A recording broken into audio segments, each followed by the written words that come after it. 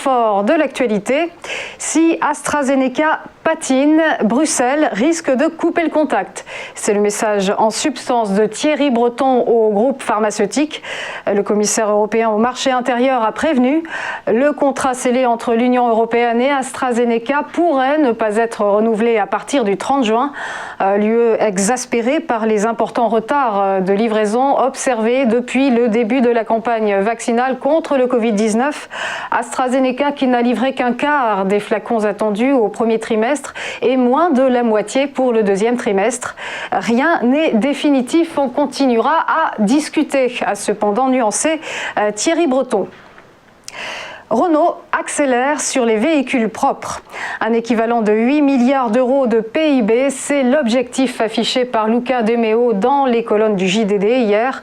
Le directeur général de la marque aux losanges mise notamment sur la production de voitures électriques dans le Nord, un pôle qu'il espère voir devenir le plus grand d'Europe.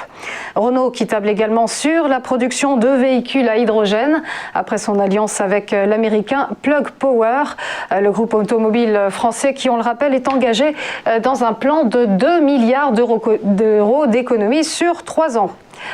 Enfin, sale week-end pour le Bitcoin. Après avoir tutoyé des sommets la semaine dernière à 65 000 $, la star des crypto-monnaies s'est écroulée, moins 11%, et un cours qui a frôlé les 50 000 $ ce dimanche. Une sorte de gueule de bois pour le Bitcoin. Un repli soudain qui intervient après que la Banque centrale de Turquie ait interdit les paiements en crypto-monnaie. Et ce matin, le Bitcoin se ressaisit quelque peu aux alentours de 57 000 $, soit 47 500 €. On passe au point bourse et petit rappel de la clôture des marchés financiers vendredi dernier. Les places européennes qui ont terminé dans le vert. Le CAC plus 0,85% à 6 287 points. Le DAX plus 1,34%, hausse remarquable également. En forme aussi Londres et Madrid. Le FTSE 100 et l'IBEX ont terminé leur séance en légère hausse. Et du côté de Wall Street, nouveau record de clôture pour le Dow Jones et le S&P 500. Le Dow Jones qui a grimpé de 0,48%. Enfin, un mot de l'Asie. À Tokyo, le Nikkei ce matin a grappillé 0,19%.